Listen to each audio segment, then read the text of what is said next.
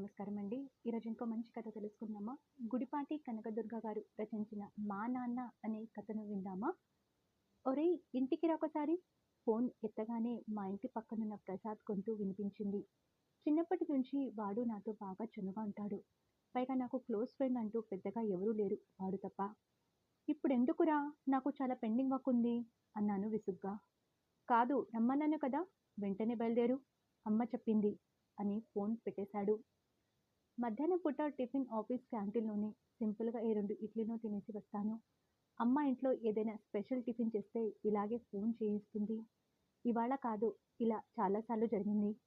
ఇప్పుడేం చేసిందో పిండి వంట. అయినా సాయంత్రం వస్తాను కదా! ఎందుకో అర్జెంటు అనుకుంటూ సైకిల్ మీద ఇల్లు చేరాను. సైకిల్ స్టాండ్ వేసి చూసేసరికి వరండా నిండుగా చుట్టుపక్కల జనం నిలబడి ఉన్నారు. నా కాళ్ళు వణికినాయి. గుండె దడదడలాడింది. భయపడుతూనే లోపలికి అడుగుపెట్టాను. నాన్న చాప మీద పడుకొని ఉన్నారు. అమ్మ ఒకటే ఏడుస్తుంది. నన్ను చూడగానే బావురుమంది. నాన్నా అని చెప్పలేక మళ్ళీ ఏడుస్తుంది. నా భార్య కూడా బాగా ఏడ్చిందో ఏమో, కళ్ళు వాచిపోయి ఉన్నాయి. నా కూతురు 4 ఏళ్ల పిల్ల తాతా లే తాతా లే అంటుంది. నా గుండె ఆగినంత పనైంది. ఇదేమిటి? ఏం జరిగింది? ఎలా జరిగింది? ఇది సాధ్యమేనా? పొద్దున నేను ఆఫీస్‌కి వెళ్తుంటే నా కూతుర్ని ఎత్తుకొని బాయ్ చెప్పిన నాన్న ఇప్పుడు లేరా? నిజమేనా? నాకు కళ్ళ నీళ్లు రావడం లేదు. ఏం జరిగిందో అర్థమయ్యేసరికి నా నాన్న ఇక మాట్లాడరా అనుకున్నాను. మనసంతా మొద్దుబారిపోయింది. కళ్ళ నీళ్లు కూడా రావటం లేదు. నాన్నకి హార్ట్‌అటాక్ వచ్చింది. ఒళ్ళంతా చెమటలు పట్టేసిందట. డాక్టర్ దగ్గరికి తీసుకెళ్లే టైం కూడా లేదట. అన్నీ 2, 3 నిమిషాల్లో జరిగిపోయిందట.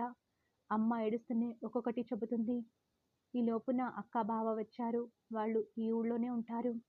అక్క జల్లున ఏడుస్తుంది. మధ్యలో తల కొట్టుకుంటుంది. ఏవేవో జ్ఞాపకం చేసుకుంటుంది. పరిచయస్తులు, బంధువులు నాన్న మంచితనం, ఆయన గుణగణాలు చెబుతున్నారు. మరికొందరు వాళ్ళ చుట్టాల హఠాన్మరణం, గుండెపోట్లు గురించి చెప్పుకుంటున్నారు. అన్నీ నా చెవులకు వినబడుతూనే ఉన్నాయి.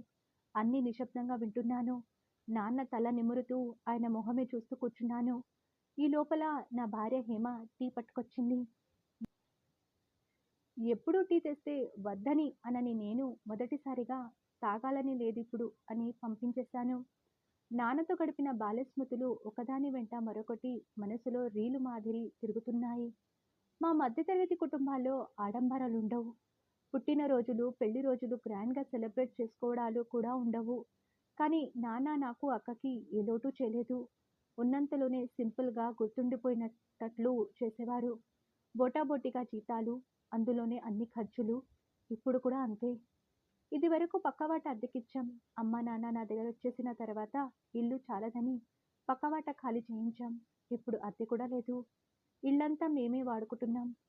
నాన్న చేతిని నా చేతిలోకి తీసుకున్నాను. చల్లగా ఐసులా ఉంది. అవును, శరీరంలో జీవం ఉంటేగా. నాకేం చెప్పకుండా వెళ్ళిపోయారు.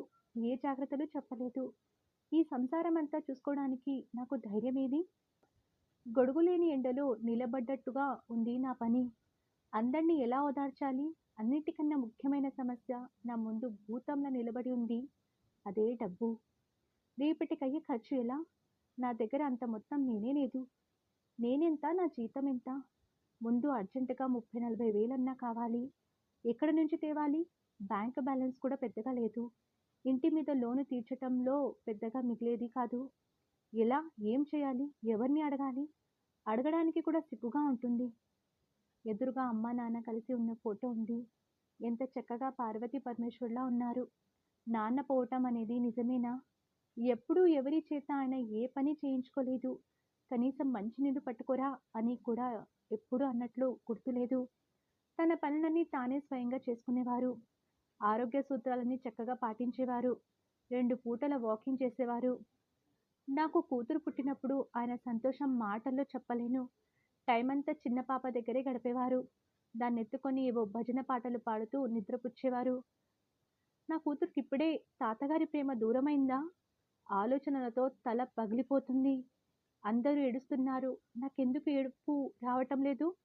చుట్టాల్లో కొంతమంది దుఃఖపడి నాన్న గుణగణాల్ని శ్లాఘించి శోష వచ్చిందో ఏమో హాల్లోకెళ్ళి టీవీ తక్కువ సౌండ్‌లో పెట్టి కార్తీక దీపం సీరియల్ చూస్తున్నారు.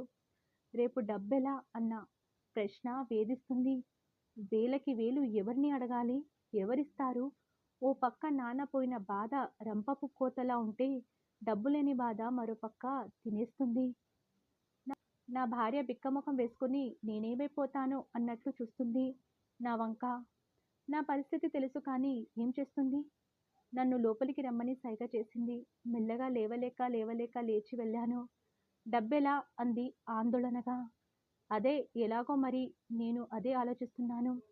నా గొలుసు అమ్మేయండి, అత్యవసర పరిస్థితుల్లో ఏం పర్వాలేదు అంది. మెడలో ఒంటిపేట గొలుసు. అది పెళ్లిలో కనుక చేయించగలిగాను. నా జీతంతో బంగారం కొని నేను మళ్ళీ చేయించగలనా? అయినా పెళ్లిలో పెట్టింది అమ్మటానికి నాకు మనస్కరించలేదు. నేను చూసుకుంటానులే. పురుషాహంకారం నాలో ఎక్కడో ఉందేమో. వచ్చి మళ్ళీ నాన్న దగ్గర కూర్చున్నాను. ఏమిటి నాన్న ఇలా పడుకొని ఉన్నారు? లేవండి, మీరు లేస్తే నాకు ఏ సమస్య లేదు అనుకుంటూ ఇంటి డాక్యుమెంట్స్ పెట్టి ఎక్కడైనా అప్పు తేవాలి. లేకపోతే ఈ కార్యక్రమం ఎలా నడుస్తుంది?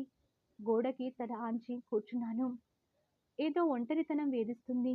ఈ కార్యక్రమం అంతా నేను చేయగలనా? ఇప్పటి వరకు నాన్న ఎలా చెబితే అలా చేశాను.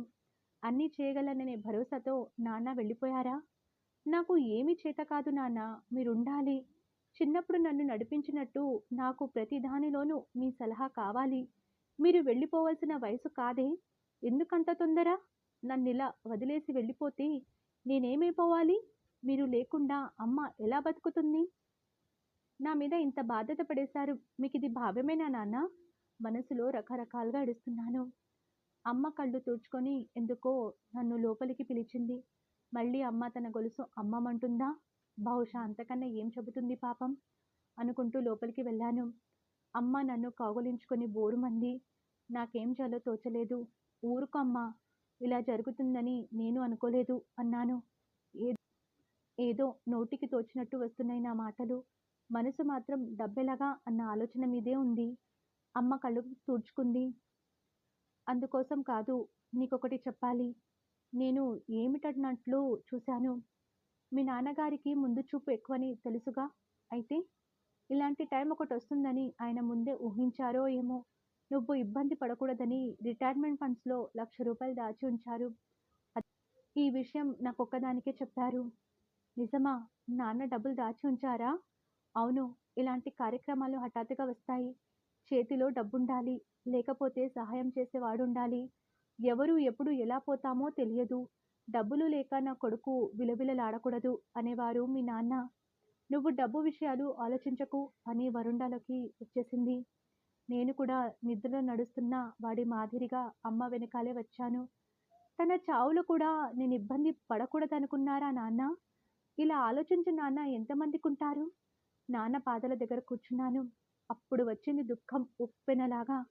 వెక్కి వెక్కి ఏడుస్తున్నాను. కడుపులో భారం దిగినందుకా? నాన్న నా గురించి ఆలోచించినందుకా? ఏమో, కానీ ఏడుపు ఆగడం లేదు. నాన్న మంచితనానికి, ప్రేమకి ఎలా కృతజ్ఞతలు చెప్పుకోగలను? ఏమిచ్చి రుణం తీర్చుకోగలను? వణుకుతున్న చేతులతో ఆయన పాదాలు కళ్ళద్దుకున్నాను. పాపం, వాళ్ళ నాన్న పోయినందుకు ఎంత దిగులు పడుతున్నాడో పిల్లాడు అనుకుంటున్నారు అందరూ. ఇటువంటి నాన్న దూరమైనందుకు జీవితమంతా చింతపడాలి. ఎంత ఆపుకుందామన్నా ఆగకుండా పొగిలి పొగిలి వస్తున్న నా ఏడుపు చూస్తూ తణువుగా నిలబడిపోయింది నా భార్య. మీకు ఈ కథ నచ్చితే లైక్ చేయండి, షేర్ చేయండి. మరిన్ని మంచి కథల కోసం మన ఛానల్ని సబ్స్క్రైబ్ చేసుకోండి. ధన్యవాదములు.